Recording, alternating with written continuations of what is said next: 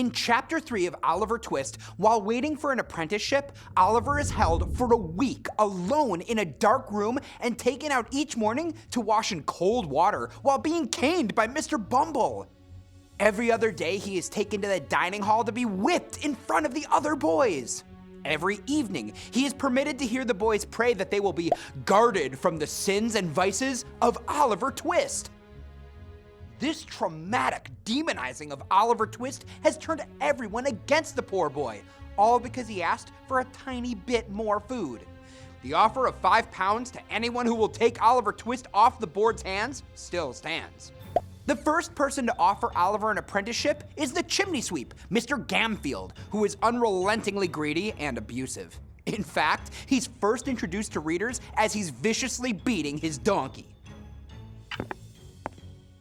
If one of his apprentices gets stuck in a chimney, he explains that he lights a fire at the bottom to prompt them to struggle to extricate themselves. Mr. Bumble brings Oliver to meet Mr. Gamfield before the magistrates, who must agree to the arrangement.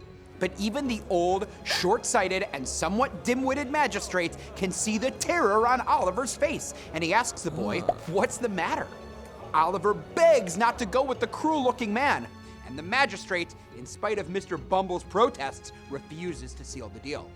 Oliver would rather be beaten and locked away than go with this horrid man. What's more, the greedy board doesn't want to shell out the £5 to Gamfield. Oliver is safe, for now. In Chapter 4 of Oliver Twist, the disappointed board instructs Mr. Bumble to look for a trading vessel that will take Oliver as a ship's boy, hoping the master of the vessel will flog him to death. But before the beetle can set off on his mission, Mr. Sowerberry, the parish undertaker, offers to take on Oliver as an apprentice. Mr. Bumble brings Oliver to the Sowerberrys that very night.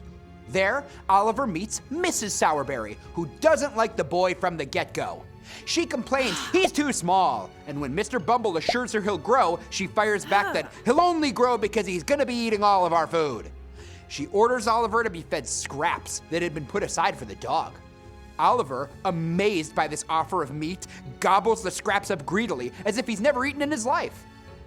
Mrs. Sowerberry then sends him to sleep in a place that's not exactly somewhere you'd want to rest, under the counter among the coffins in the shop.